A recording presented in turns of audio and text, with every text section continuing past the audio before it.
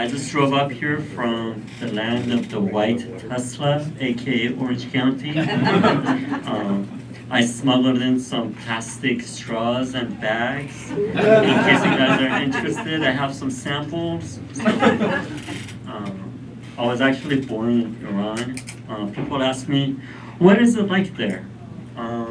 Well, surprisingly, it's a lot like going to Disneyland, except for the fun rides and the happy jazz music and the sunshine. Oh, and not like, fucking Snow White in the magic castle for putting on too much lipstick. And don't get me started with that hussy Minnie with her short skirt. Yeah, but there is a lot of similarities. There is a horse and carriage like they have on Main Street, but instead of the mighty and elegant Clydesdale, they have the mighty and not so elegant donkey with a bad ankle. Another similar thing to Disneyland is the long lines. We have two long lines. One is to the bread aisle, because we love bread. And the other one is to the rhinoplasty office to get a nose job. But do you guys know that Iran is the nose job capital of the world? It is. A nose in Iran is like a cock in Thailand. Everybody wants to chop theirs off. Speaking of different cultures, I love the Indian culture.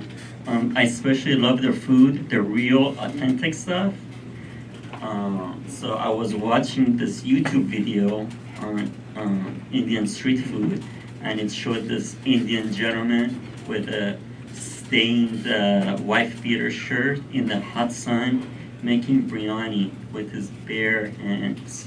It looked so good. He was mixing it up, taste testing it. I'm like, wow.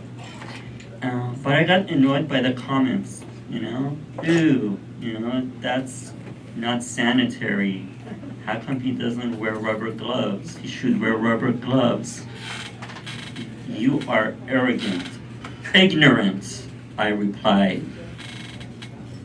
Indian people do not like to put on rubber on anything. That's why they are 18 billion strong on this earth. I mean, have you ever seen the train that goes across New Delhi? It looks like a fucking, with people hanging from the side, trying to hold on. It looks like a fucking centipede that's being attacked by an army of ants. Jesus Christ. So I watched a pretty cool documentary on chimps. Little did I know that we are 98% similar to them. I was fucking shocked. I didn't know I was 98% similar to a lot of humans. Like, honestly, I give me and Ryan Gosling like maybe 2.3 to 5% match at best. But yeah, it was pretty cool. And another thing about them too is that they have a leader. Their leader is the alpha, similar to us. Our leader struggles with the alpha. Bet. Yeah. Make him Mercury. So, yeah. And another thing, as I was watching it, I was thinking to myself, because another interesting thing about them is they use grooming, they pick up ticks and fleas off of each other as a form of social bonding. It's their way of like grabbing a beer, shooting pool, you know what I mean?